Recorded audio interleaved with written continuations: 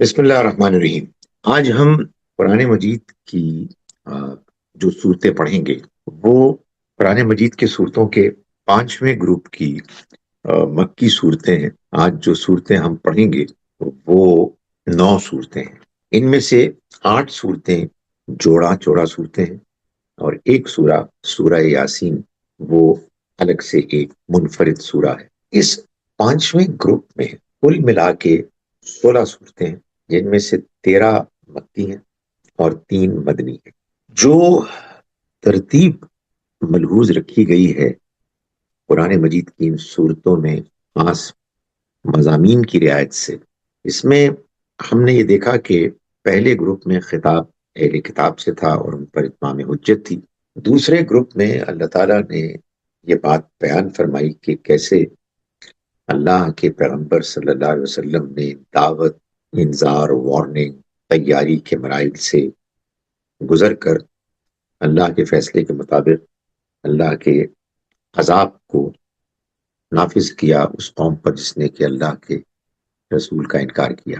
اس کے بعد 3 گروپس، یعنی تیسرا، چوتھا اور اب پانچواں گروپ ہے، یہ ان مضامین کو بیان کر رہے ہیں کہ جن میں انذار بھی ہے، خبردار کرنا بھی، اور بشارت بھی ہے، خوشخبری دینا۔ ان میں جو پہلا گروپ تھا، یعنی جو تیسرا گروپ ہے صورتوں کا، اس میں جو خاص مضمون تھا وہ آخرت کا تھا۔ چوتھے گروپ میں جو مضمون خاص طور پر نمایاں تھا وہ ہم نے دیکھا کہ رسالت کا تھا۔ پانچویں گروپ کا اصل مضمون توحید ہے، اگرچہ کہ باقی تمام مضامین بھی اس میں ہمیں ملتے ہیں۔ تو ہم آغاز کرتے ہیں سورہ السبا سے۔ سورہ السبا سورہ الفاتر کے ساتھ مل کر ایک جوڑا بنتے ہیں۔ دونوں صورتوں میں ہم یہ دیکھتے ہیں کہ آغاز ہی میں اللہ تعالیٰ نے اپنی حمد اور شکر کو بیان کیا ہے، جو کہ توحید کی بنیاد ہے۔ ہم اللہ کو مانتے ہیں، ہم اللہ کو پہچانتے ہیں، ہم اس کی عبادت کرتے ہیں، اس لیے کہ ہم اس کے احسانات کے تلے دبے ہوئے ہیں اور ہم اس کی شکر گزاری کرنا چاہتے ہیں۔ چنانچہ سورہ سبا میں فرمایا، اعوذ باللہ من الشیطان الرجیم، بسم اللہ الرحمن الرحیم، الحمد للہ الذی لہ ما فی السماوات وما فی الارض۔ تمام شکر اور تمام تعریف اس اللہ کے لیے ہے، آسمانوں اور زمین میں جو کچھ ہے سب اسی کا ہے۔ وَلَهُ الْحَمْدُ فِي الْآخِرَةِ، اور اے انسانوں، اس دنیا ہی میں نہیں، آخرت میں بھی اسی کی حمد اور تعریف ہوگی۔ وَهُوَ الْحَكِيمُ الْخَبِيرُ، اور وہ حکمت والا ہے، یعنی اس کے کاموں میں حکمت، وزڈم، مصلحت، دانائی ہوتی ہے، اور وہ باخبر ہے، ہر چیز سے باخبر ہے۔ باخبر ہوئے بغیر ظاہر ہے کہ اس کا حکیم ہونا بھی ممکن نہ تھا۔ آگے چل کے ہم دیکھتے ہیں کہ اللہ تعالیٰ نے آیت نمبر 15 میں یہ بات بیان فرمائی کہ یہ جو شکر ہے، اس سے پہلے بتایا کہ یہ اللہ کے تمام پسندیدہ بندوں نے یہ رویہ اختیار کیا اور وہ دنیا اور آخرت میں سرخرو ہوئے، لیکن جنہوں نے ناشکری کا رویہ اختیار کیا وہ آخرت سے پہلے دنیا میں، اگر ایک قوم نے یہ رویہ اختیار کیا، دنیا میں بھی انہوں نے اس کا نتیجہ بھگتا۔ چنانچہ فرمایا کہ لَقَدْ كَانَ لِسَّبَإٍ مِّن مَّسْكَنِهِمْ آیَةٌ، اے لوگوں، خاص طور پر قریش کے لوگ کہ جن کو خطاب کیا گیا ہے ان صورتوں میں، ان کو کہا گیا کہ جو اپنے اقتدار، طاقت، دولت اور لوگوں کے ساتھ روابط کی وجہ سے تکبر میں مبتلا تھے، ان کو یہ کہا جا رہا ہے کہ تمہیں جو مقام حاصل ہے، سبا نے بھی وہی مقام پا کر وہی کچھ کیا جو اب تم کر رہے ہو۔ فرمایا کہ اہل سبا کے لیے ان کے مسکن میں بہت بڑی نشانی تھی، یعنی دائیں بائیں باغوں کی 2 قطاریں یہ ان کے لیے اللہ تعالیٰ نے مہیا کی تھی، یہ سب حسب زبان، یہ سب اپنی زبان حال سے کہہ رہے تھے کہ کلوا من رزق ربکم واشکروا لہ، تم اپنے رب کے رزق میں سے کھاؤ اور اس کا شکر ادا کرو. بلدۃ طیبہ ورب غفور، یہ زمین زرخیز اور شاداب ہے اور پروردگار بخشش فرمانے والا ہے. کیا تمہیں اس نے نوازا ہے دنیا میں، شکر ادا کرو اور مزید پاتے رہو. پھر بھی انہوں نے سرتابی کی تو بالآخر ہم نے ان پر بند کا سیلاب بھیج دیا اور ان کے باغوں کو، ان کے لیے، ان کے باغوں کی جگہ پر ان کے لیے دو ایسے باغ بدل دیے جن میں بد مزہ پھل اور ایسی درخت تھے بیری کے کچھ کہ جو بس جھاڑیوں کی قسم کے تھے. یہ ہم نے ان کی ناشکری کا بدلہ انہیں دیا، اور ایسا بدلہ ہم ناشکروں ہی کو دیا کرتے ہیں. فَهَلْ نُجَازِي إِلَّا الْكَفُورَ. یہ بات بیان کرنے کے بعد اللہ تعالیٰ نے سورہ مبارکہ کے اندر اور مضامین بیان کیے، اور پھر ہم اس کے بالکل اختتام کو جب پہنچتے ہیں تو آیت نمبر 51 میں اللہ تعالیٰ یہ بتاتے ہیں کہ یہ لوگ جو آج بہت اکڑ رہے ہیں، یہ تم دیکھو گے کہ اس دن، جس دن کے ان کے حساب کتاب کا وقت قریب آئے گا، دنیا کی بساط لپیٹ دی جائے گی. تو فرمایا کہ وَلَوْ تَرَىٰ إِذْ فَزِعُوا فَلَا فَوْتَ وَأُخِذُوا مِن مَّكَانٍ قَرِيبٍ. اگر تم دیکھ پاتے تو ان کی بے بسی دیکھتے ہیں پیغمبر کہ جب یہ گھبرائے پھریں گے، پھر کہیں گے، پھر کہیں وہ بھاگ نہیں سکیں گے. فرمایا کہ فَقَالُوا آمَنَّا بِهِ، اور وہ بول اٹھیں گے کہ ہم ایمان لائے، حالانکہ وہ اس سے پہلے انکار کرتے تھے. فرمایا کہ اس وقت بول اٹھیں گے کہ ہم اس پر ایمان لے آئے ہیں جس پر ایمان کا مطالبہ ہم سے کیا گیا تھا. یہ اتنے دور سے اب وہ ایمان کہاں سے پائیں گے، کہاں سے یہ ایمان ان کے ہاتھ آئے گا. فرمایا کہ اس سے پہلے یہ اس کا انکار کر چکے اور بن دیکھے دور ہی سے اٹکل کے تیر تکے چلاتے رہے. اب کہاں ان کو ایمان نصیب ہوگا، نہ قوم کے اوپر عذاب کے وقت اور نہ قیامت کے روز. اس کے بعد اس کی جوڑا سورہ ہے سورہ فاتر. جیسا کہ میں نے عرض کیا کہ ان دونوں صورتوں میں اصل میں توحید کا مضمون ہے کہ جو بیان کیا گیا ہے. اس سورہ میں بھی اسی طرح سے آغاز ہوا جیسے سورہ سبا میں ہوا. الحمدللہ، تمام شکر اس اللہ کے لیے ہے، فاطر السماوات والارض، جو آسمانوں اور زمین کا خالق ہے، جاعل الملائکتی رسلا، وہ فرشتوں کو پیغام بھیجنے والا، بنانے والا ہے. اولی اجنحت مثنا و ثلاثہ و رباع، جن کے دو دو، تین تین اور چار چار پر ہیں. یرید فی الخلق ما یشاء، وہ خلق میں جو چاہے اضافہ کرتا ہے. ان اللہ علی کل شیء قدیر، اللہ ہر چیز پر قدرت رکھتا ہے. اس کے بعد اسی سورہ مبارکہ میں آگے چل کے اللہ تعالیٰ فرماتے ہیں آیت نمبر 27 میں، فرمایا کہ الم تری ان اللہ انزل من السماء ماء، کیا تم نے نہیں دیکھا کہ اللہ نے آسمان سے پانی اتارا. فاخرجنا به ثمرات مختلفا الوانها، پھر ہم نے نکالے اس کے ذریعے سے پھل مختلف الوانها، ان کے رنگ مختلف قسم کے. ومن الجبال جدد بیض، یہ یہیں پر ڈائیورسٹی نہیں ہے رنگا رنگ قسم کے پھل، بلکہ پہاڑوں میں بھی سفید، حمر اور سرخ، مختلف الوانها، مختلف رنگوں کی دھاریاں، بغرابی وسود، اور وہ پہاڑ بھی ہیں جو گہرے سیاہ ہیں. ومن الناس والدواب والانعام، اور اسی طرح سے انسانوں اور جانوروں اور چوپایوں کے اندر بھی فرمایا کہ مختلف الوان، مختلف رنگ ہیں. کذالک، فرمایا کہ لہذا ہر شخص سے ہر چیز کی توقع نہیں کرنی چاہیے. حقیقت یہ ہے انما یخشى اللہ من عبادہ العلماء، اللہ سے تو ڈرتے صرف وہی لوگ ہیں کہ جو علم والے، جو اللہ کی تخلیق کو جانتے ہیں، اس میں اس کی عظمت، اس کی بڑائی، اس کی حکمت سب دیکھتے ہیں، تو وہ جاننے لگتے ہیں کہ اللہ کی ذات کتنی بڑی ہے، اس کے اندر کتنی طاقت ہے، تو اس سے ڈرتے ہیں. جاننے والے ہی ڈر سکتے ہیں. ان اللہ عزیز غفور، یقیناً اللہ تعالیٰ زبردست ہے، مغفرت کرنے والا ہے.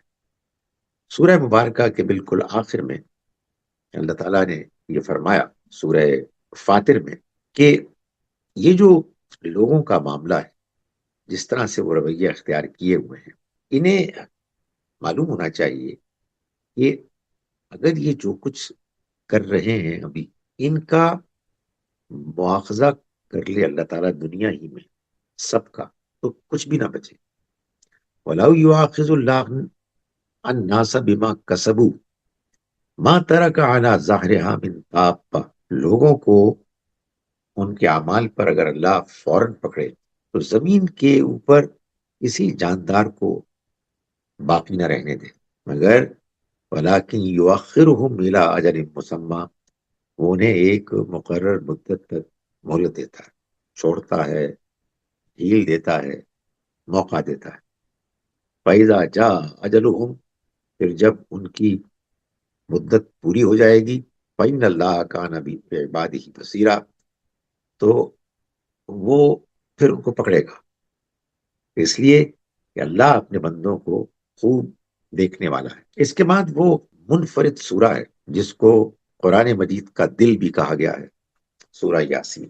اس سورہ میں مضامین تو وہی ہیں کہ جو پہلے سے بیان ہو رہے ہیں، لیکن بیان میں ایک انداز ہے تنبیہ کا، اس میں شدت ہے، اور بیان کا ایک ایسا انداز ہے کہ جو انسان کو اپنی طرف متوجہ کرتا ہے اور انسان اس سے متاثر ہوتا ہے. یہ سورہ مبارکہ اپنے حروف مقطعات ہی کے نام سے مشہور بھی ہے. فرمایا کہ یاسین، یہ سورہ یاسین ہے، والقرآن الحکیم، یہ حکمت والا قرآن گواہ ہے اس بات پر کہ انک لمن المرسلین، کہ بے شک آپ پیغمبروں میں سے ہیں، اعلیٰ صراط مستقیم، ایک سیدھی راہ پر آپ چل رہے ہیں. یعنی اگر کسی کو محمد صلی اللہ علیہ وسلم کی رسالت نبوت کی سچائی حقانیت جاننی ہے تو اسے اس قرآن کو پڑھنا چاہیے. وہ قرآن کے جو حکمت کے مضامین سے بھرا ہوا ہے. جب کوئی شخص قرآن کو سمجھ کے پڑھے گا اور وہ اس کی پرحکمت باتوں سے متاثر ہوگا تو لا محالہ وہ یہ سوال کرے گا کہ یہ کیسے ہوا.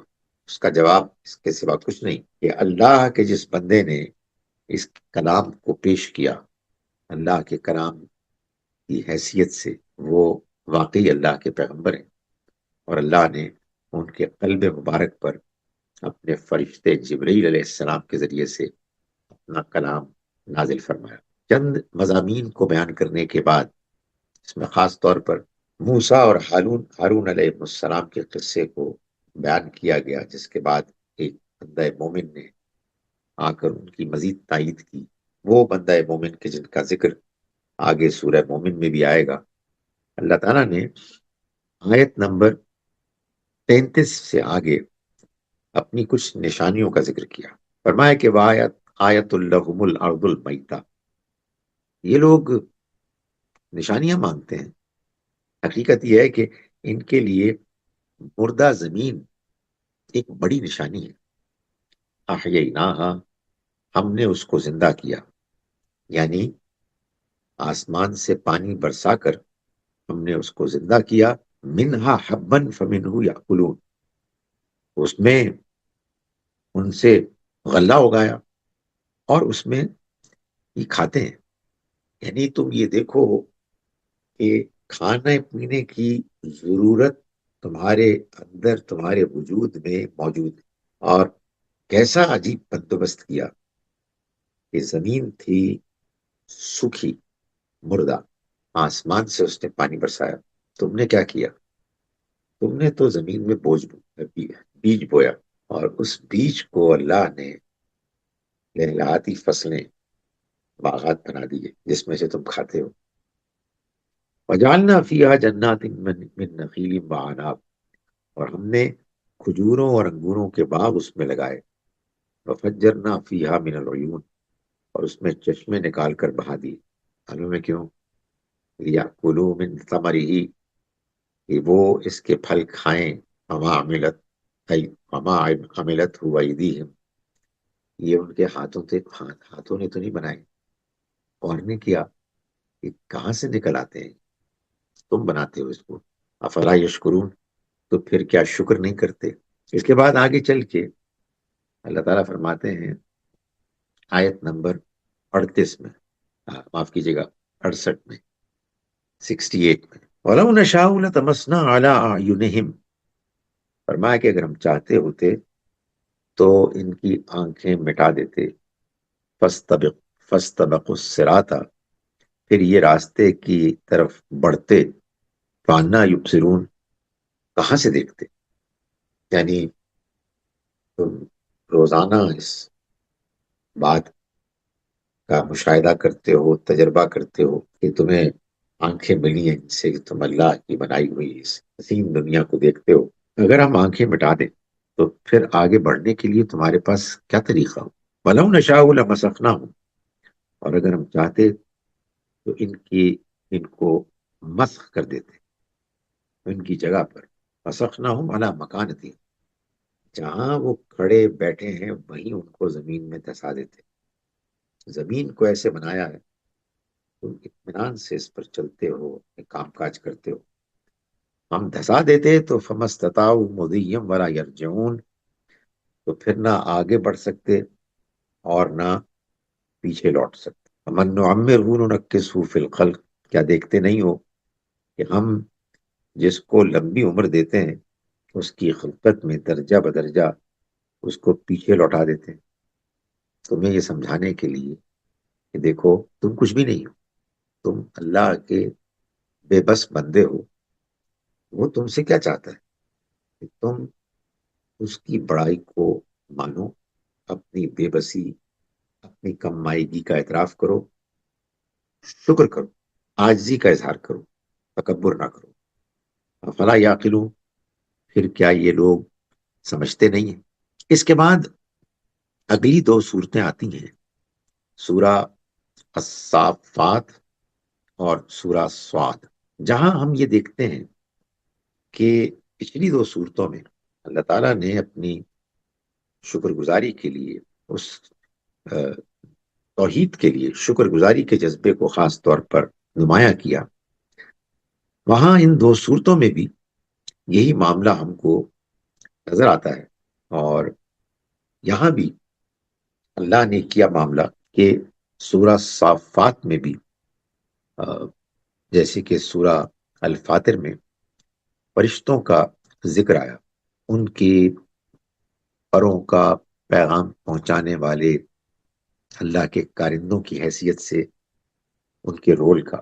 یہاں اللہ تعالیٰ نے یہ بتایا کہ یہ جو فرشتے ہیں یہ اللہ کی توحید کی گواہی دیتے ہیں۔ فرمایا کہ والصافات صفا فالزاجرات زجرا، صفے باندھے حاضر رہنے والے فرشتے گواہی دیتے ہیں۔ فالزاجرات زجرا، پھر شیطانوں کو جھڑک کر ڈانٹنے والے یہی فرشتے۔ فالتالیات ذکرا، پھر خدا کو یاد کرنے والے یہ گواہی دیتے ہیں انا الہکم لواحد، کہ تمہارا معبود ایک ہی ہے۔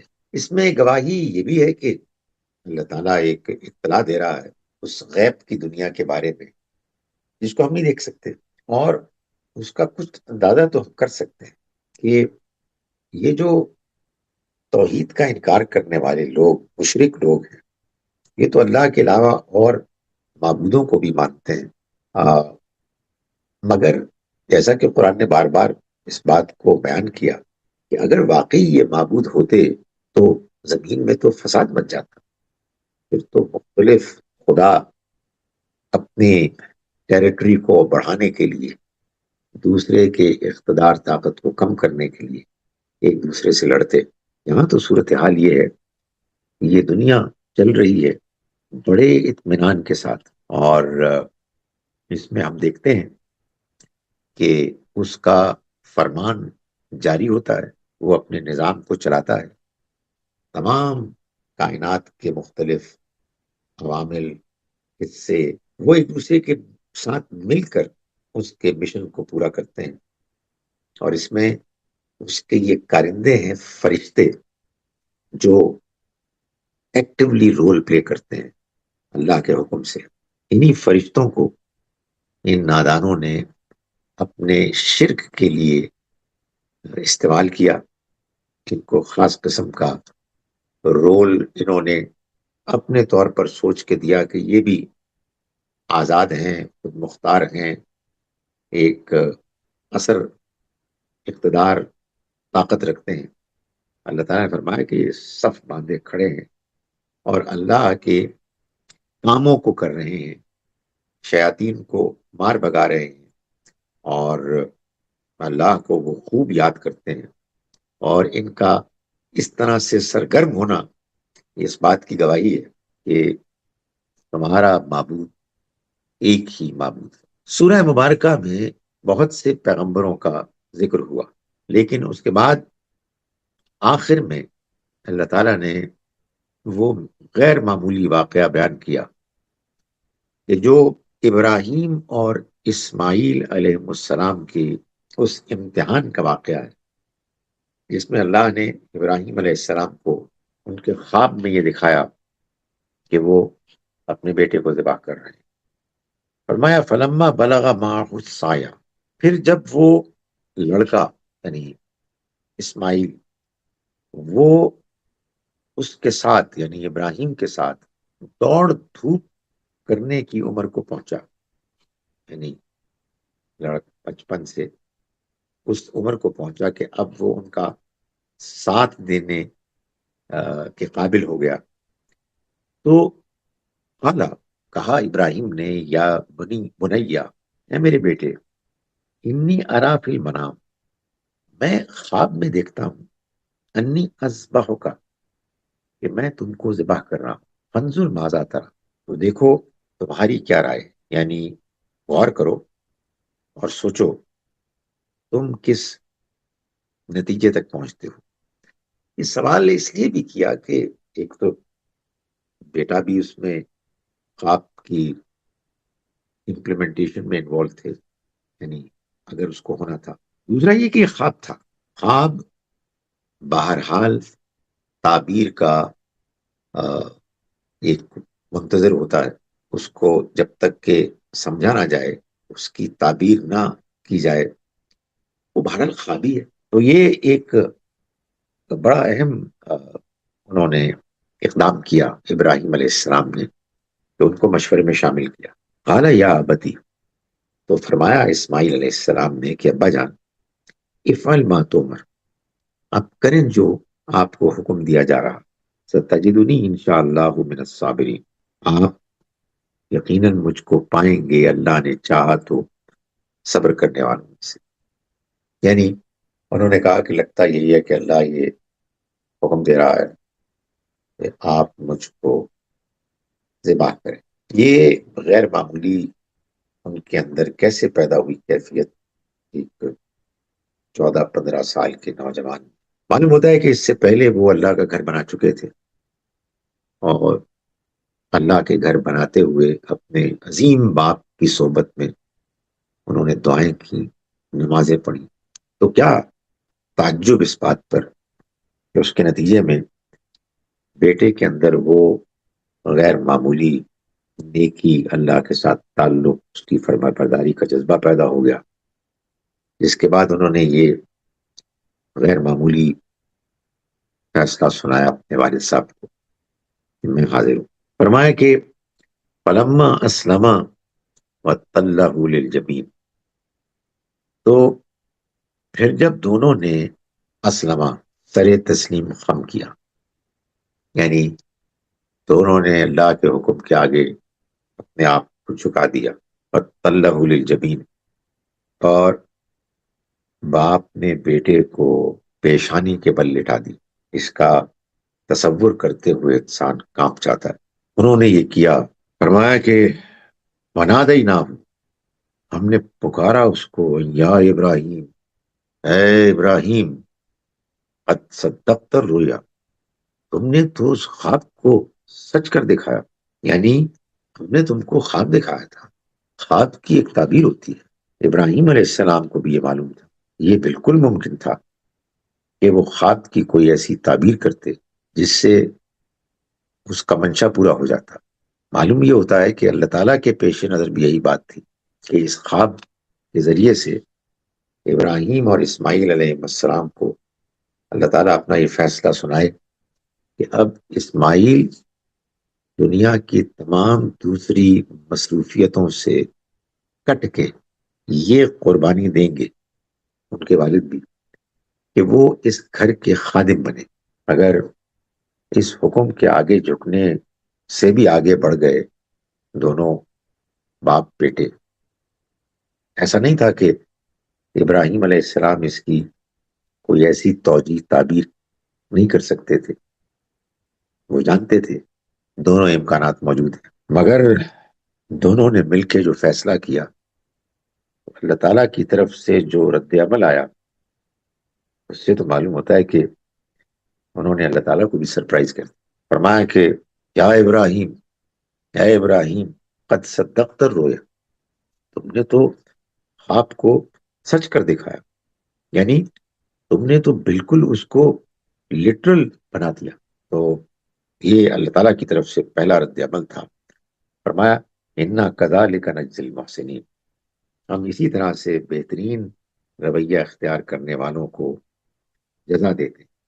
یعنی وہ اللہ نے جس طرح سے اللہ کی رحمت جوش میں آئی تو اللہ تعالیٰ نے یہ فرمایا کہ ہم خوبی کے ساتھ عمل کرنے والوں کو جزا دیتے ہیں. یعنی تمہارے لیے بڑا اجر ہے، بڑا اجر ہے.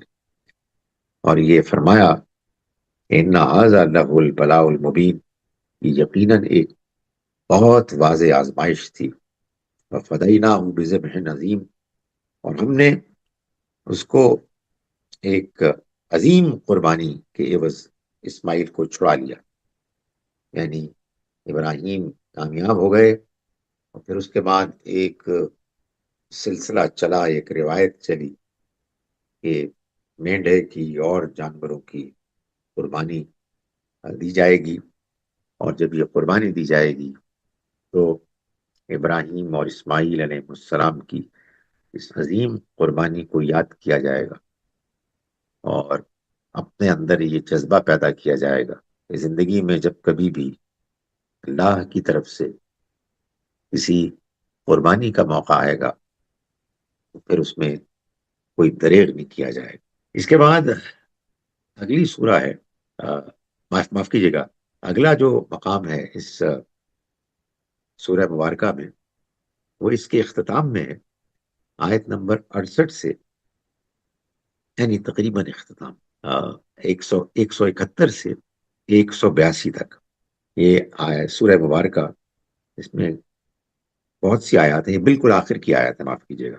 آیت نمبر 171 سے 182 تک اللہ تعالیٰ نے جو بات بیان فرمائی ہے وہ در حقیقت وہی بات ہے کہ جو ہم جگہ جگہ قرآن میں دیکھتے ہیں تفصیل کے ساتھ پیغمبروں کی داستانوں میں، کہ پیغمبر آتے ہیں تو اس کے بعد اگر ان کا انکار ہوتا ہے تو پھر ان کے انکار کرنے والے دشمن بچ نہیں سکتے. فرمایا کہ وَلَقَدْ سَبَقَتْ كَلِمَتُنَا لِعِبَادِنَا الْمُرْسَلِينَ، رسول کی حیثیت سے اپنے بھیجے ہوئے بندوں کے بارے میں ہمارا یہ فیصلہ بھی صادر ہو چکا ہے. یعنی نبی صلی اللہ علیہ وسلم کہا جا رہا ہے کہ آپ بھی اللہ کے رسول ہیں، رسولوں کے معاملے میں یہ ہمارا فیصلہ ہے، ہماری پالیسی ہے. اِنَّهُمْ لَهُمُ الْمَنْصُورُونَ، کہ مدد کے حقدار وہی ہوں گے، ان کی مدد کی جائے گی۔ وَإِنَّ جُنْدَنَا لَهُمُ الْغَالِبُونَ، اور یقیناً ہمارا لشکر ہی غالب رہنے والا ہے، ان کی مدد ہوگی ہمارے لشکر کے ذریعے سے، فرشتوں میں سے بھی، انسانوں میں سے بھی۔ رسول آئیں گے تو پھر ان کے مخالف وہ ان کے سامنے ٹک نہیں سکیں گے۔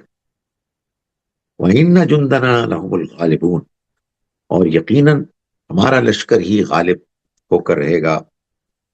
فَتَوَلَّ عَنْهُمْ، سو اے پیغمبر آپ ان سے اعراض کریں، پریشان نہ ہوں، ان کی باتوں کو اہمیت نہ دیں، اور انتظار کریں کچھ عرصے کے لیے۔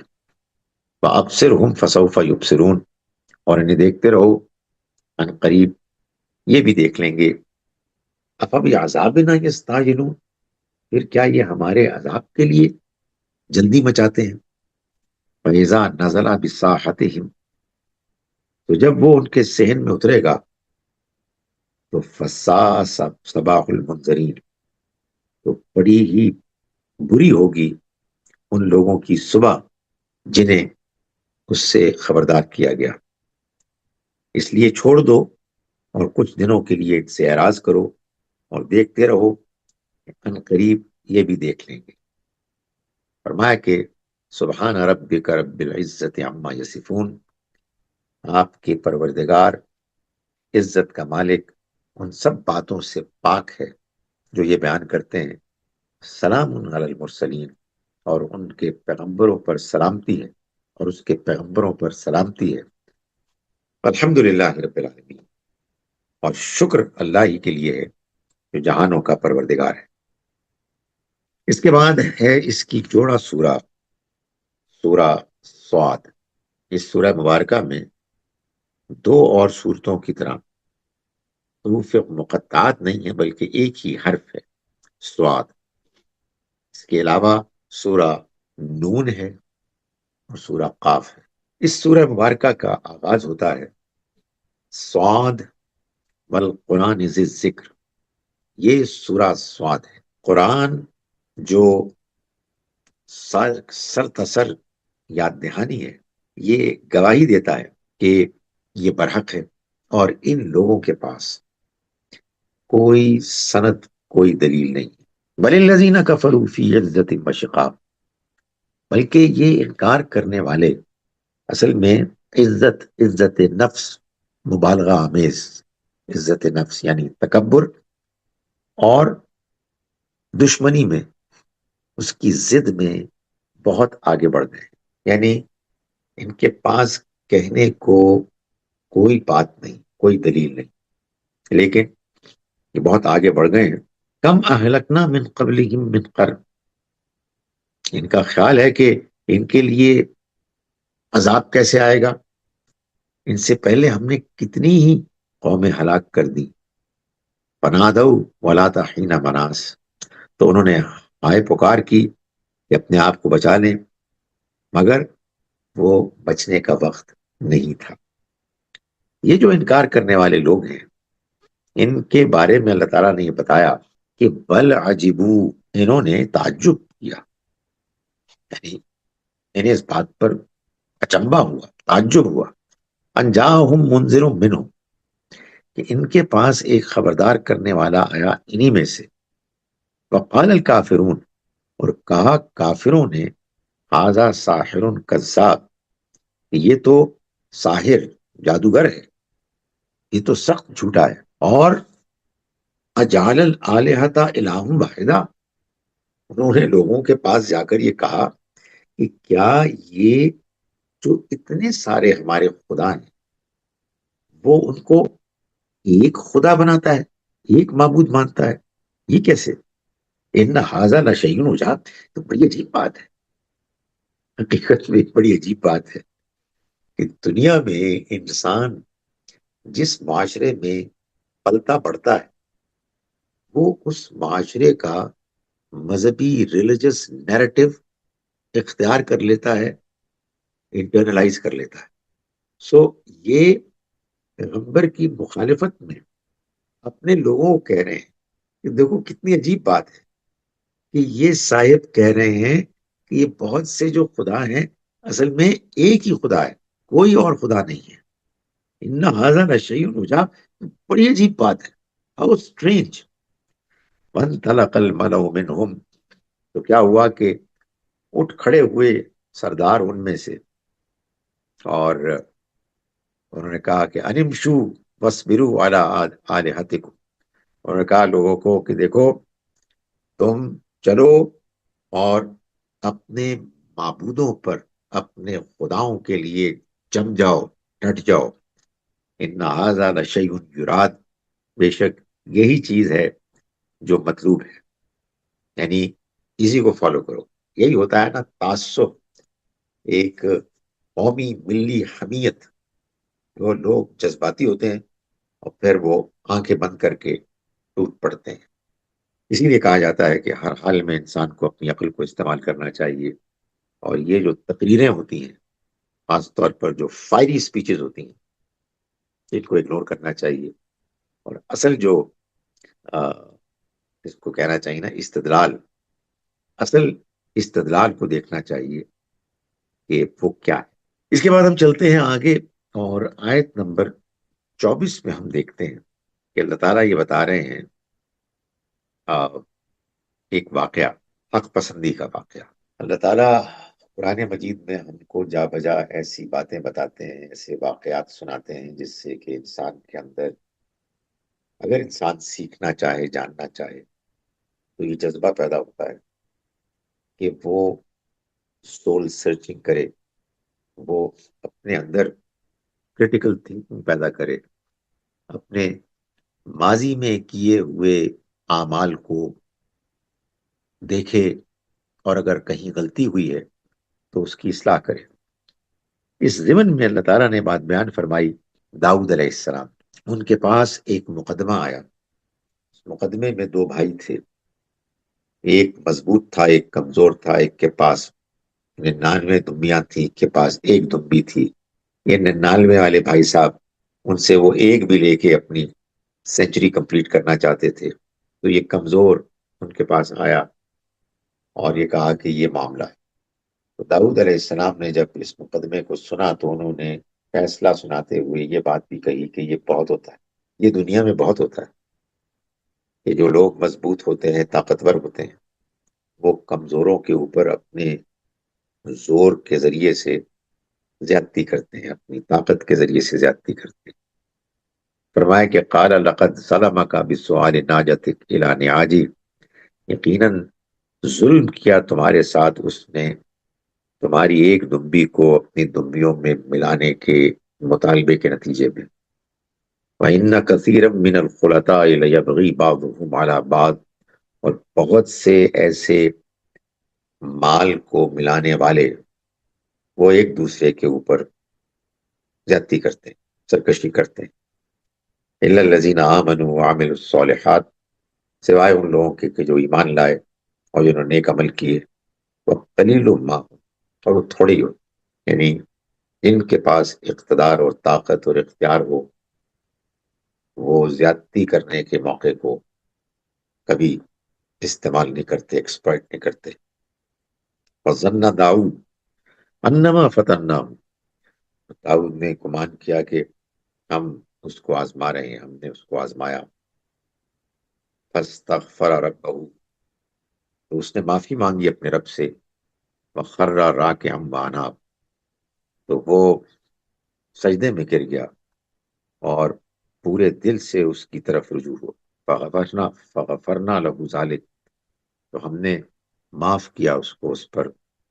وَإِنَّ لَهُ عِندَنَا لَزُلْفَىٰ وَحُسْنَ مآب، اور اس کے لیے یقیناً ہمارے پاس تقرب، قرب ہے اور اچھا انجام. یعنی داؤد علیہ السلام نے نصیحت کرتے ہوئے یہ محسوس کیا کہ یہ جو میں اس کو کہہ رہا ہوں، ایسی ایک زیادتی مجھ سے بھی ہوئی تھی.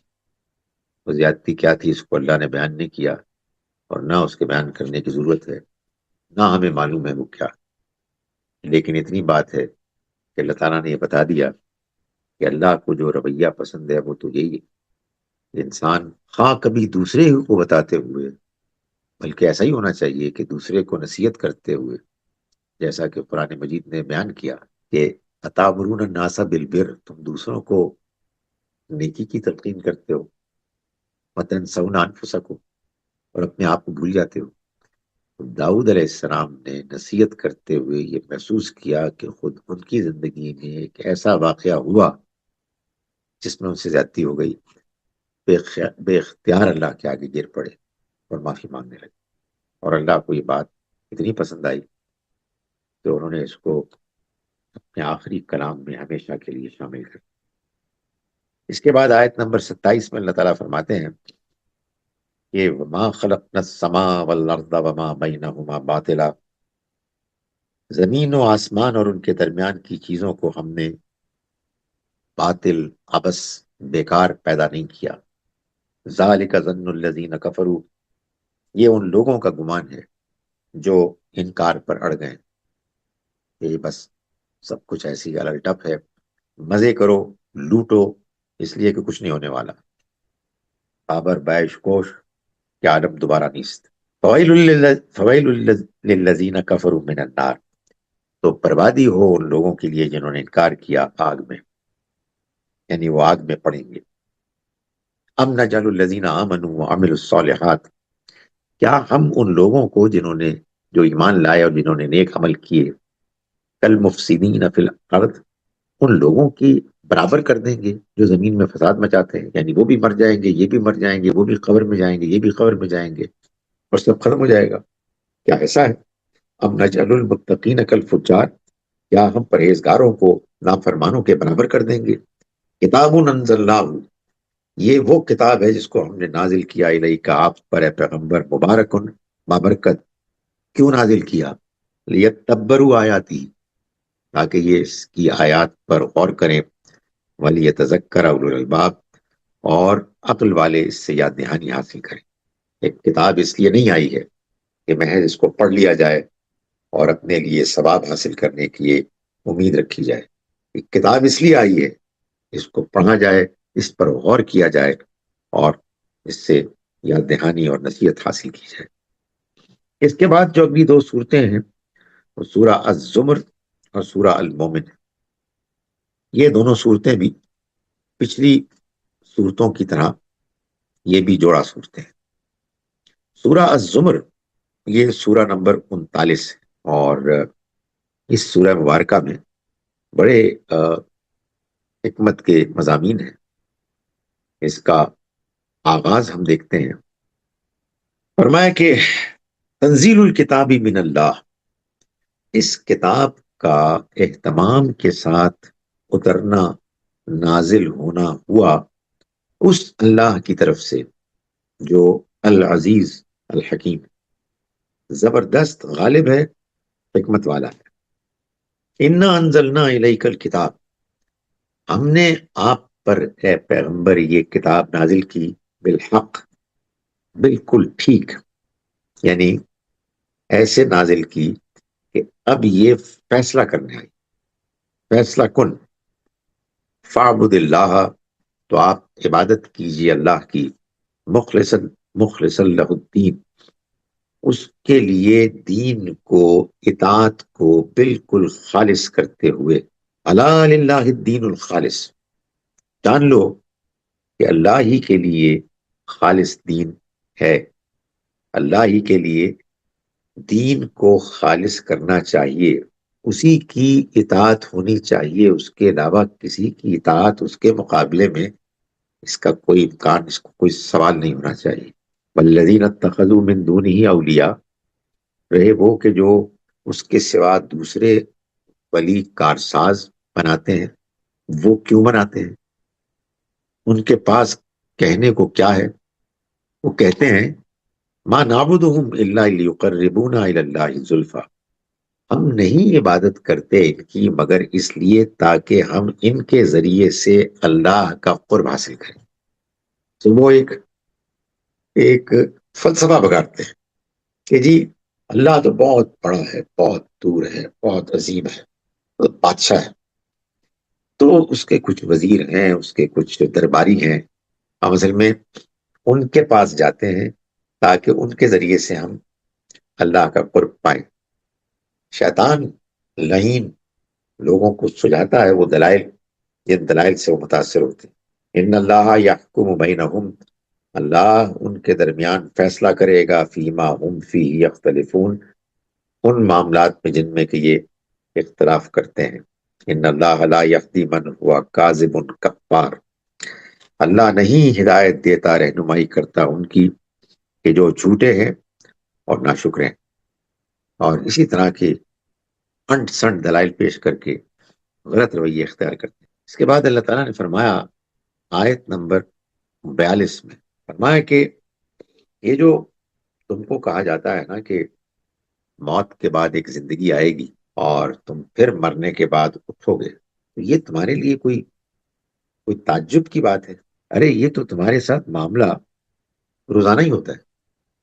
فرمایا کہ اللہ یتوفی الانفس حین موتہا، حقیقت یہ ہے کہ اللہ ہی جانیں قبض کرتا ہے جب ان کی موت کا وقت آ جاتا ہے، والتی لم تمت فی منامہا، اور جن کی موت نہیں آئی ہوتی انہیں نیند کی حالت میں اسی طرح قبض کر لیتا ہے۔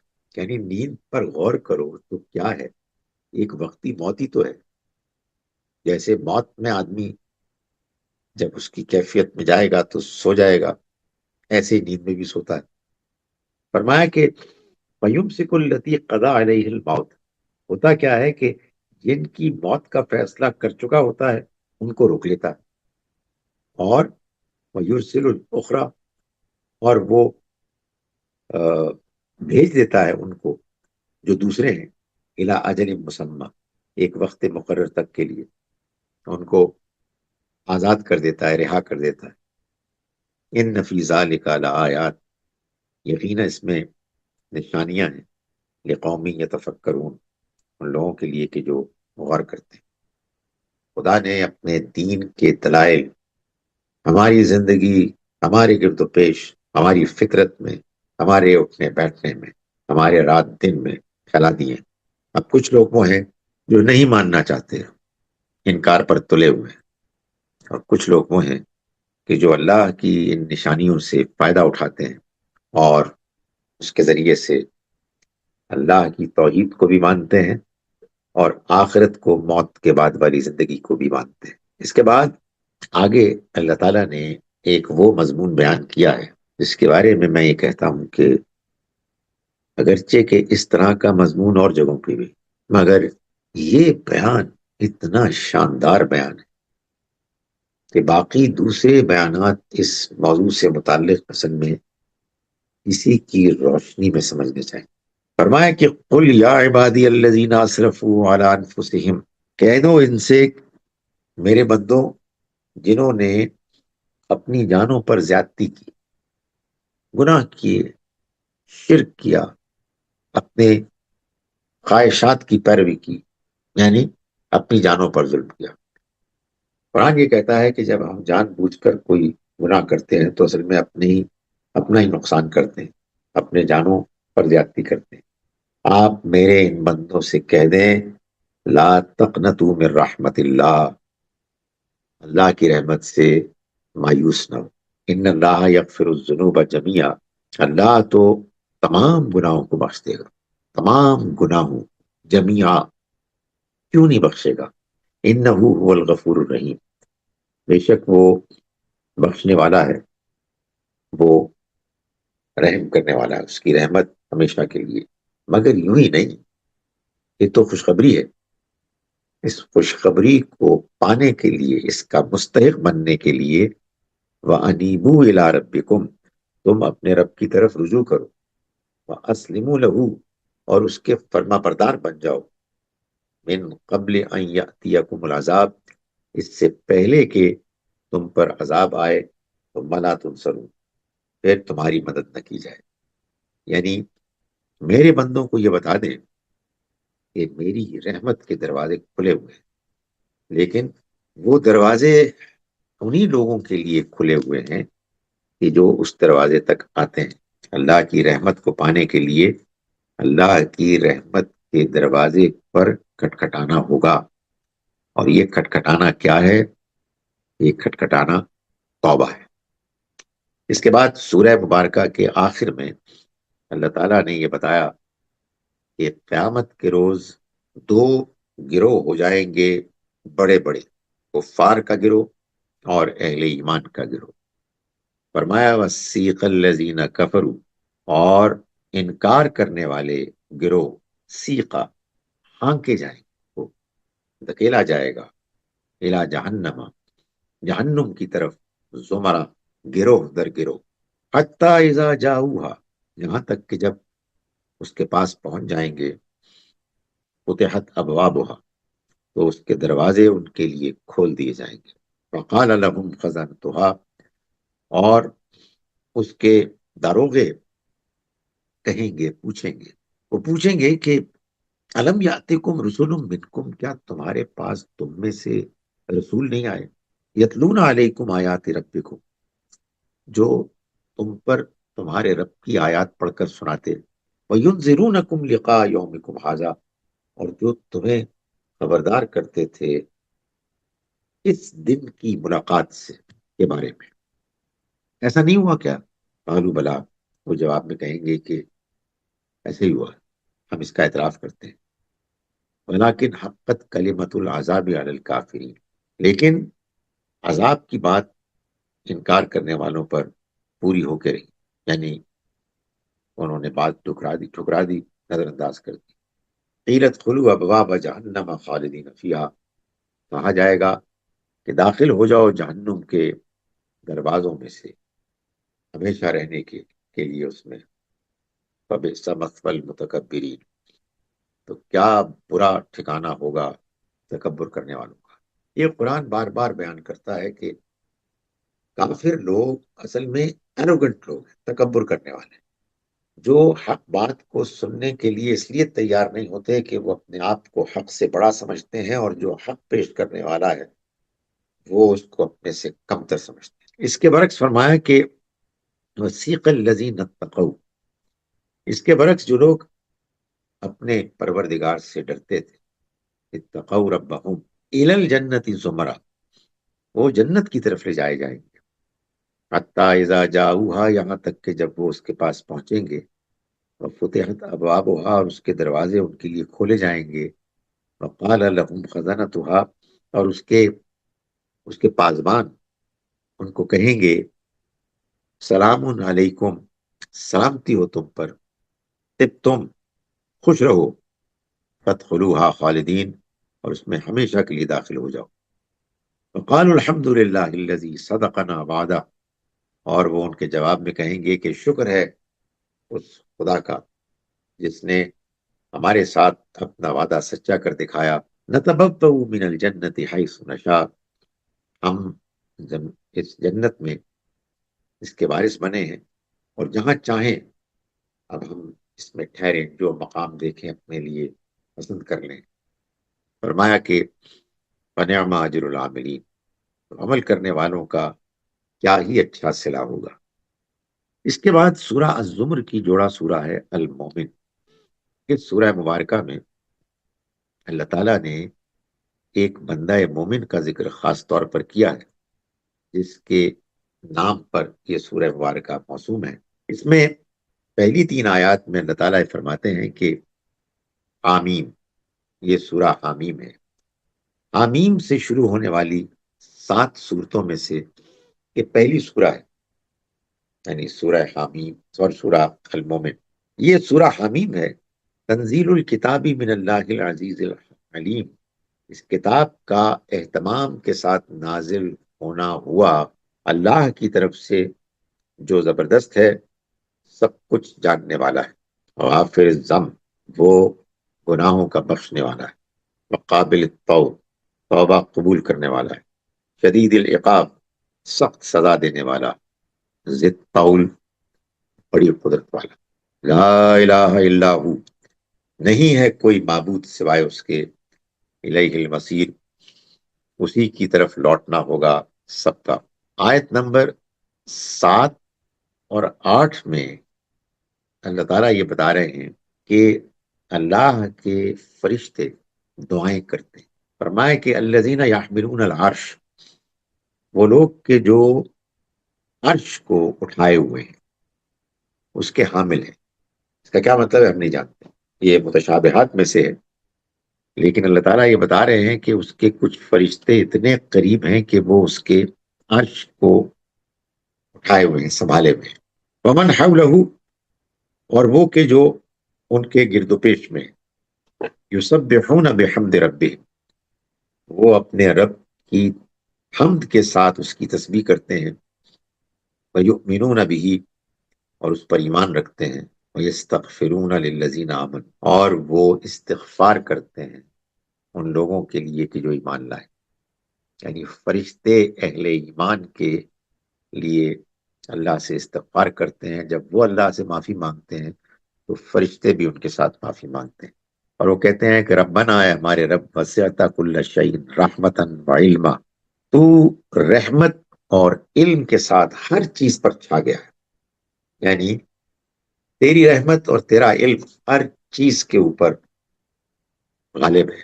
فاغفر للذین تابوا، تو معاف کر دے ان لوگوں کو کہ جنہوں نے توبہ کی، واتبعوا سبیلک، اور جنہوں نے تیرے راستے کی پیروی کی، وقہم عذاب الجحیم، اور انہیں جہنم کے عذاب سے بچا لے۔ ربنا، ہے ہمارے رب، وادخلہم، اور داخل کر ان کو جنات عدن، ہمیشگی کے باغات میں، التی وعدتہم، وہ باغات کے جن کا تو نے ان سے وعدہ کیا، ومن صلح من آبائہم، اور ان کو بھی کہ جو ان کے باپ دادوں میں اچھے ہوئے، ازواجہم، اور ان کی بیویوں میں، ذریاتہم، ان کی اولاد۔ کیا کہنے ہیں اس دعا کے، یہ دعا ہے ظاہر ہے اس لیے اللہ تعالیٰ فرشتوں کو کرواتا ہے کہ وہ اس کو قبول کرنا چاہتا ہے۔ یہی وعدہ اللہ نے سورہ رعد میں بھی کیا، یہی وعدہ اللہ نے سورہ طور میں بھی کیا کہ نیک لوگ اور ان کے رشتہ دار، والدین، بیوی بچے سب ایک ساتھ ہوں گے، وہ کہ جو جنت کے مستحق بنیں گے۔ فرمایا کہ انک انت العزیز الحکیم، یقیناً تو زبردست غالب ہے، حکمت والا ہے۔ اس کے بعد اللہ تعالیٰ نے آیت نمبر 28 میں اس بندہ مومن کا ذکر کیا کہ جو فرعون کے دربار میں تھا، فرعون کی آل اس کے خاندان والوں میں سے تھا، اس نے کھڑے ہو کر یہ اعلان کیا کہ اب وہ اپنی سچائی کو بیان کر رہا ہے۔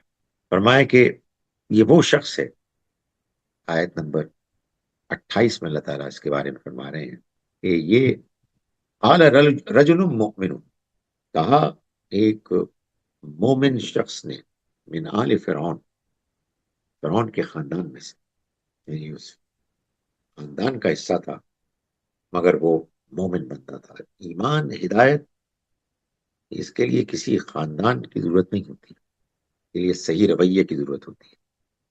یکتم ایمانہ، وہ چھپائے ہوئے تھا اپنا ایمان۔ اتقتلون رجلا، کیا تم قتل کرنا چاہتے ہو ایک ایسے شخص کو، ان یقول ربی اللہ، جو یہ کہتا ہے کہ میرا رب اللہ ہے، وقد جاءکم بالبینات من ربکم، جبکہ تمہارے پاس آ گئیں واضح نشانیاں تمہارے رب کی جانب سے۔ وہیں یکو کاذبا فعلیہ کذب، اگر وہ جھوٹا ہے تو اس کے اوپر اس کے جھوٹ کا وبال پڑے گا۔ وہیں یکو صادقا، اور اگر وہ سچا ہے، یصبکم بعض الذی یعدکم، تو اس کو پہنچے گا اس کی سچائی کا نتیجہ۔ ان اللہ لا یہدی من ہوا مسرف کذاب، یقیناً اللہ ہدایت دیتا ہے انہی کو جو حد سے آگے بڑھنے والے ہیں، جو جھوٹے ہیں۔ معاف کیجیے گا، وہیں سے شروع کر رہا ہوں جہاں سے میں نے چھوڑا۔ سو یہ بندہ یہ مومن ہے کہ جنہوں نے فرعون کے دربار میں اس حق بات کو بیان کیا اور اس کی بالکل پرواہ نہیں کی کہ ان کی مخالفت میں ایک جابر بڑا بادشاہ کھڑا تھا۔ فرمایا کہ اس کی ان کی اس تقریر کے نتیجے میں ظاہر ہے کہ درباریوں میں ایک کلبلی مچ گئی، اور ایک انسان کے آ، ایمان، اعتماد کے نتیجے میں پورے کا پورا دربار متاثر ہوا۔ اور آگے چل کے ہمیں بتایا جاتا ہے آیت نمبر 44 میں کہ جو بندہ مومن تھا، اس نے اپنی جو تقریر کی، اور وہ ایک طویل تقریر ہے جو اس سورہ مبارکہ میں بیان ہوئی ہے، جس میں انہوں نے بہت سی ایسی باتیں کی کہ جو باتیں ایمان، یقین کی باتیں ہیں۔ لیکن اس کے بعد انہوں نے آخر میں یہ کہا کہ دیکھو، لا جرم انما تدعوننی الیہ لیس له دعوت فی الدنیا ولا فی الاخرہ، کوئی شبہ نہیں ہے کہ جس چیز کی تم مجھے دعوت دے رہے ہو، یعنی شرک کی، تو وہ تو نہ دنیا میں اور نہ آخرت میں اس کی کوئی حیثیت ہے، اس کا کوئی مقام ہے۔ وَأَنَّا مَرَدَّنَا إِلَى اللَّهِ، اور یہ کہ ہمارا لوٹنا اللہ ہی کی طرف ہوگا۔ وَأَنَّ الْمُسْرِفِينَ هُمْ أَصْحَابُ النَّارِ، اور یہ کہ حد سے آگے بڑھنے والے وہ جہنم والے۔ فَسَتَذْكُرُونَ مَا أَقُولُ، اور تم یاد کرو گے ایک دن جو باتیں میں تم سے کر رہا ہوں۔ وَأُفَوِّضُ أَمْرِي إِلَى اللَّهِ، اور میں نے اپنا معاملہ اللہ کے حوالے کر دیا۔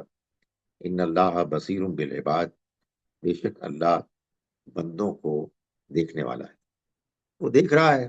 اگر آپ کے خیال میں دنیا میں دھاندلی ہو رہی ہے تو یہ کبھی نہ بھولیں کہ اس دھاندلی کو اللہ تعالیٰ دیکھ رہا ہے، اور وہ طاقتور ہے، وہ حکمت والا ہے، رحم کرنے والا ہے۔ اس کے اپنے فیصلے ہیں، ان فیصلوں کی اپنی حکمتیں ہیں، وہ کوئی فیصلہ غلط نہیں کرتا۔ اس کے بعد پھر دو صورتیں ہیں جوڑا، سورہ نمبر 41 اور 42۔ سورہ نمبر 41 ہے حامیم سجدہ۔ اس میں اللہ تعالیٰ فرماتے ہیں حامیم، میں نے گزارش کی کہ یہ ایک سلسلہ ہے حوامیم کا، حامیم سے شروع ہونے والی صورتوں کا۔ یہ سورہ حامیم ہے، تنزیل من الرحمن الرحیم، یہ کلام نازل ہوا ہے اس ذات کی طرف سے جس کی رحمت بے پناہ ہے، جس کی عنایت ہمیشہ کے لیے۔ کتاب فصلت آیاتہ، یہ وہ کتاب ہے کہ تفصیل کی گئی جس کی آیات کی، یعنی پہلے اس کو مختصر انداز میں بیان کیا گیا، پھر اس کی وضاحت کی گئی۔ قرآن عربین، یہ عربی قرآن ہے، لقومی یعلمون، ان لوگوں کے لیے کہ جو جاننا چاہیں۔ بشیرم و نذیرہ، یہ کتاب خوشخبری سنانے والی بن کر آئی ہے اور خبردار کرنے والی بن کر آئی۔ فَأَعْرَضَ أَكْثَرُهُمْ، تو ان میں سے اکثریت نے اعراض کیا، اگنور کیا۔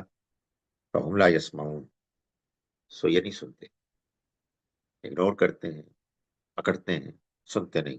وَقَالُوا قُلُوبُنَا فِي أَكِنَّةٍ، اور انہوں نے کہا کہ ہمارے دل تو پردوں میں ہیں، مما تدعونا الیہ، اس پیغام سے، اس پیغام کے مقابلے میں، اس کے معاملے میں جس کی طرف تم ہمیں بلا رہے ہو۔ وفی آذانہم وقر، اور ہمارے، وفی آذاننا وقر، اور ہمارے کانوں میں بوجھ ہے کہ ہم نہیں سن سکتے آپ کی بات۔ ومن بیننا و بینک، بینک حجاب، اور ہمارے اور آپ کے درمیان ایک حجاب، ایک پردہ ہے، مطلب یہ ہے کہ ہم نے نہیں سنی آپ کی بات۔ اکڑ، تکبر کا یہ عالم تھا۔ عمل اننا عاملون، تو کرو، ہم بھی عمل کر رہے ہیں۔ یہ رد عمل تھا ان کی طرف سے جو انکار کرنے والے تھے۔ اس کے بعد اللہ تعالیٰ نے یہ فرمایا ایک مقام پر اسی سورہ مبارکہ میں، آیت نمبر 30 سے آگے، کہ ان الذین قالوا ربنا اللہ، یقیناً وہ لوگ کہ جنہوں نے کہا کہ ہمارا رب اللہ ہے، ثم استقاموا، پھر انہوں نے استقامت دکھائی۔ تتنزل علیہم الملائکۃ الا تخافوا ولا تحزنوا، فرشتے ان کے اوپر اترتے ہیں اس پیغام کے ساتھ کہ دیکھو، نہ خوف کرو، نہ غمگین ہو، فَأَبْشِرُوا بِالْجَنَّةِ الَّتِي كُنْتُمْ تُوعَدُونَ، اور خوشخبری حاصل کرو اس جنت کی کہ جس کا تم سے وعدہ کیا جاتا ہے۔ یعنی اللہ تعالیٰ ایسے لوگوں کو ان کی تسلی کے لیے یہ کہیں گے قیامت کے دن کہ ابھی فیصلہ نہیں ہوا ہوگا، اور اللہ تعالیٰ ان کو یہ فیصلہ سنا دیں گے کہ نہ اب کوئی تمہیں خوف ناحق ہونا چاہیے، نہ تمہیں غمگین ہونے کی ضرورت ہے، تم اس جنت کی خوشخبری پاؤ جس کا دنیا میں تم سے وعدہ کیا جاتا ہے۔ نحن اولیاؤکم فی الحیات الدنیا وفی الآخرہ، ہم تمہارے ساتھی ہیں، ہم تمہارے ساتھی رہے دنیا میں بھی اور آخرت میں بھی۔ اللہ تعالیٰ بتاتے ہیں کہ اللہ کے اچھے بندوں کے لیے اللہ تعالیٰ اس دنیا میں جو حوصلہ پیدا کرتا ہے اور جو ان کے لیے بندوبست کرتا ہے ثابت قدمی دکھانے کے لیے اور مدد آتی ہے، وہ اصل میں فرشتوں کے ذریعے سے۔ فرمایا کہ ہم تمہارے ساتھی رہے دنیا کی زندگی میں بھی اور پھر آخرہ، اور آخرت میں بھی ہم تمہارے ساتھی رہیں گے۔ وَلَكُمْ فِيهَا مَا تَشْتَهِي أَنفُسُكُمْ، اور تمہیں ملے گا یہاں جنت میں جو کچھ تمہارا جی چاہے گا۔ وَلَكُمْ فِيهَا مَا تَدَّعُونَ، اور تمہیں ملے گا اس میں جو کچھ تم مانگو گے۔ نُزُلًا مِّن غَفُورٍ رحیم، اس کی طرف سے یہ ایک مہمان نوازی کا سامان ہوگا جو بڑا ہی بخشنے والا ہے، جس کی عنایت شفقت ہمیشہ کے لیے ہے، ابدی ہے۔ اس کے بعد آگے اللہ تعالیٰ فرماتے ہیں آیت نمبر 33 سے، فرمائے کہ وَمَنْ أَحْسَنُ قَوْلًا مِّمَّنْ دَعَا إِلَى اللَّهِ، اس سے زیادہ بہتر بات اور کس کی ہو سکتی ہے جس نے اللہ کی طرف بلایا، وَعَمِلَ صَالِحًا، اور نیک عمل کیے، وَقَالَ إِنَّنِي مِنَ الْمُسْلِمِينَ، اور اس نے کہا کہ میں فرما برداروں میں سے ہوں، میں ان لوگوں میں سے ہوں کہ جس نے اپنے آپ کو جھکا دیا۔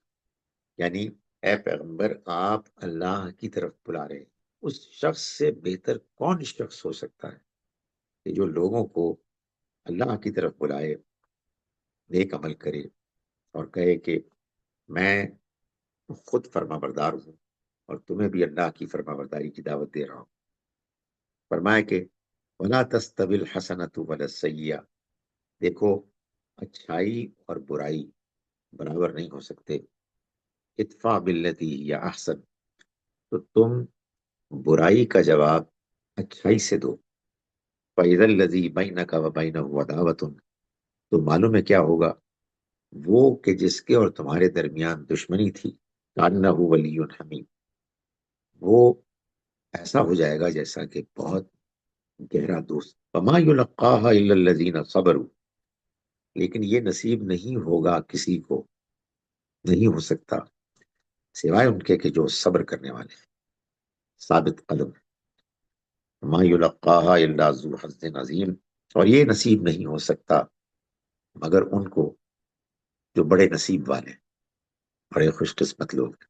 وَإِمَّا يَنزَغَنَّكَ مِنَ الشَّيْطَانِ نَزْغٌ، جب تمہارا دوسرے کے ساتھ معاملہ ہوگا، وہ تمہارے ساتھ بدتمیزی کرے گا تو شیطان تو آئے گا، تو اگر شیطان تم کو اپنی اکساہٹ سے تنگ کرے، فاستعذ باللہ، تو اللہ کی پناہ مانگو، انہ هو السمیع العلیم، یقیناً وہ سب کچھ سننے والا، سب کچھ جاننے والا ہے۔ اس کے بعد اس کی جوڑا سورہ ہے سورہ الشورى۔ اب یہ سلسلہ جو شروع ہوا حوامیم کا، تو یہ سورہ بھی حامیم سے شروع ہوتی ہے، مگر اس میں ایک آیت کے بعد دوسری آیت 3 اور حروف پر مشتمل ہے۔ حامیم عین سین قاف، یہ سورہ حامیم عین سین قاف ہے۔ اس میں آیت نمبر 13 میں ایک اہم بات یہ بیان کی گئی کہ اللہ تعالیٰ نے فرمایا کہ شرع لکم من الدین، اس نے تمہارے لیے وہی دین مقرر کیا، ما وصى به نوحا، جس کی ہدایت اس نے نوح کو فرمائی، والذی اوحینا الیک، اور جس کی وحی ہم نے اے پیغمبر آپ پر کی، وما وصینا بھی ابراہیم و موسیٰ و عیسیٰ، اور جس کا حکم ہم نے ابراہیم، موسیٰ اور عیسیٰ کو دیا، یعنی سب کو ہم نے یہی پیغام دیا، ان اقیم الدین ولا تتفرقوا فی، کہ تم اس دین کو قائم رکھو، اس پر قائم رہو، اور اس میں تفرقہ پیدا نہ کرو۔ سب کا ایک ہی دین ہے، ایک ہی طریقہ اللہ تعالیٰ نے تم کو دیا ہے، اس طریقے کو مت چھوڑو، اسی کو اختیار کرو۔ عجیب بات ہے کہ ابھی چند دنوں پہلے ہماری مسجد میں ایک کرسچن اسکول کے نوجوان بچے آئے، تو میں نے ان کو بتایا کہ ہم نماز ایسے پڑھتے ہیں۔ تو ایک نوجوان نے کہا کہ یہ آپ نماز کیسے پڑھ رہے ہیں، کہ جب کہ یہ نماز تو ہم پڑھتے ہیں، ہم ایسٹرن چرچ سے تعلق رکھتے ہیں، ایریٹریا کا وہ لڑکا۔ میں نے کہا کہ یہ تو آپ ہماری بات کر رہے ہیں، ہم یہی کہہ رہے ہیں کہ ہمارا دین کوئی نیا دین نہیں ہے، یہ سارے پیغمبروں کا دین ہے، یہ سارے پیغمبروں کی نماز یہی نماز ہے۔ تو اللہ تعالیٰ نے فرمایا کہ یہ ان کو کہا گیا تھا کہ دین پر قائم رہو اور اس میں تفرقہ مت پیدا کرو، یہ دین کو الگ الگ مت کرو۔ اللہ کا دین ہے، ایک دین ہے، سب کو اس نے یہی دین دیا ہے۔ کبر علی المشرکین ما تدعوہم الیہ، البتہ مشرکوں کے اوپر یہ بہت بھاری ہے، یہ پیغام، یہ دعوت جس کی طرف تم ان کو بلا رہے ہو۔ اللہ یجتبی الیہ من یشاء، اللہ چن لیتا ہے اپنی طرف جن کو چاہتا ہے، اور کن کو چاہتا ہے، اور یہدی الیہ من ینیب، اور وہ رہنمائی کرتا ہے اپنی طرف ان کی کہ جو متوجہ ہوتے ہیں۔ یہ خدا تعالیٰ کا قانون ہے، وہ انہی لوگوں کو ہدایت دیتا ہے جو ہدایت کے طالب بنتے ہیں، جن کی یہ خواہش ہے کہ وہ ہدایت پائیں۔ آگے چل کے اللہ تعالیٰ نے یہ بات بیان فرمائی کہ یہ جو اللہ کی طرف سے دعوت لوگوں تک پہنچی، اس میں اللہ نے لوگوں کو پھر اپنے دین کی رہنمائی کی، تو فرمایا کہ فما اوتی تم من شیء فمتاع الحیات الدنیا، دیکھو لوگوں، جو دنیا میں تمہیں دیا گیا ہے، یہ تو دنیا کی زندگی کا ساز و سامان ہے، اس کے استعمال کی چیزیں ہیں، تمہیں رہنا ہے تو بھارت تمہارے لیے اللہ کو بندوبست کرنا تو اس نے کر دیا ہے۔ وما عند اللہ خیر و ابقیٰ، اس کو اپنی منزل، اپنا مقصد نصب العین نہ سمجھو، بلکہ جو اللہ کے پاس ہے وہ زیادہ بہتر ہے اور باقی رہنے والا ہے۔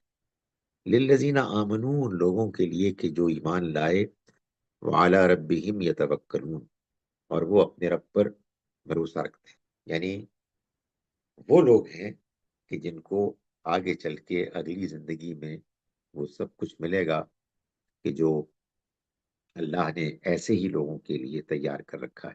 والذین یجتنبون کبائر الاثم والفواحش، یہ وہ لوگ ہیں کہ جو بڑے گناہوں اور کھلی بے حیائیوں سے بچتے ہیں، یعنی یہ لوگ ہیں جنہوں نے کہ اللہ کی طرف سے آئی ہوئی دعوت کو قبول کیا، اور انہوں نے پھر اپنے آپ کو برائیوں سے روکا۔ وَإِذَا مَا غَضِبُوا هُمْ يَغْفِرُونَ، اور جب وہ غصے میں آتے ہیں معاف کر دیتے ہیں۔ انسان ہیں، ان کو غصہ آ جاتا ہے، مگر اس کے بعد وہ درگزر کرتے ہیں، اپنے غصے میں بہہ کر بہت آگے نہیں بڑھ جاتے، اپنے غصے کو پالتے نہیں، اپنے غصے میں آئے ہوئے خیالات کو جسٹیفائی نہیں کرتے، بلکہ نظر انداز کر دیتے ہیں۔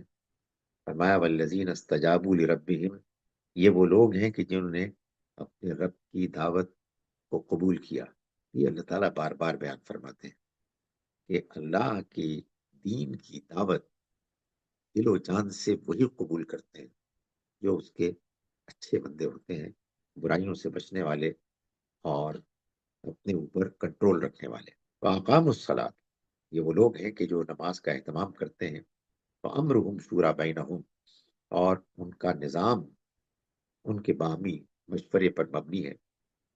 وَمِمَّا رَزَقْنَاهُمْ يُنْفِقُونَ، اور جو ہم نے ان کو رزق دیا اس میں سے وہ خرچ کرتے ہیں۔ یہ ایک بڑی اہم آیت ہے، اس لیے اس میں اللہ نے جو بات بیان فرمائی کہ مسلمانوں کے معاملات طے ہوتے ہیں باہمی مشورے سے، یعنی ایسا نہیں کہا کہ وہ ایک دوسرے سے مشورہ لیتے ہیں، بلکہ یہ کہا کہ امرہم، ان کا امر، ان کا فیصلہ، ان کا نظام، شورا بینہم، آپس کے مشورے سے چلتا ہے۔ مشورے میں جو بات طے پا جائے وہی اجتماعی نظام کا حصہ بنتی ہے، اس میں فیصلے ہو۔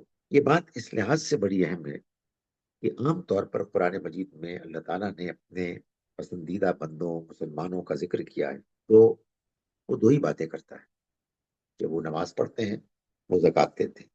کبھی کہا وہ نماز پڑھتے ہیں اور جو ہم نے ان کو رزق دیا اس میں سے خرچ کرتے ہیں، زکوٰۃ اور جو ہم نے ان کو رزق دیا اس میں سے خرچ کرتے ہیں، دونوں ایک ہی بات ہے۔ یہاں اللہ تعالیٰ نے نماز اور جو ہم نے ان کو رزق دیا اس میں سے خرچ کرتے ہیں دونوں کو الگ کر کے درمیان میں یہ بات انسرٹ کی، درمیان میں ڈالی کہ ان کا فیصلہ، ان کا نظام آپس کے مشورے پر مبنی ہے۔ یہ انداز اس لیے اختیار کیا کہ اللہ تعالیٰ یہ واضح کرنا چاہتے ہیں کہ مسلمانوں کا نظام ان کی نماز اور ان کی زکوٰۃ ہی کی طرح ان کے مشورے پر مبنی ہے۔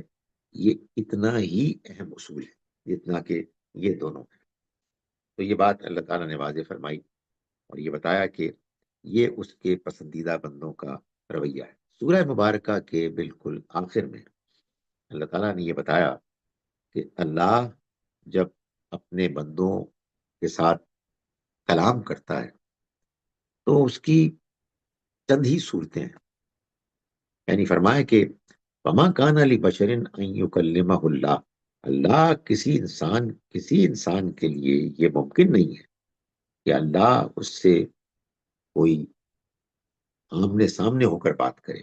یعنی یہ لوگ اصرار کرتے تھے کہ جیسا کہ بنی اسرائیل میں بھی لوگوں نے کیا کہ اللہ ان سے براہ راست بات کرے، تو اللہ تعالیٰ نے فرمایا کہ ان کو یہ بتا دینا چاہیے کہ کسی انسان کی یہ مجال نہیں ہے، اس کا مقام نہیں ہے، اس کی شان نہیں ہے کہ اللہ اس سے آمنے سامنے روبرو بات کرے، الا وحین او من ورائے حجاب، سوائے اس کے کہ وہ وحی کے ذریعے سے ہو یا پھر پردے کے پیچھے ہو، یعنی سامنے نہیں بلکہ پیچھے۔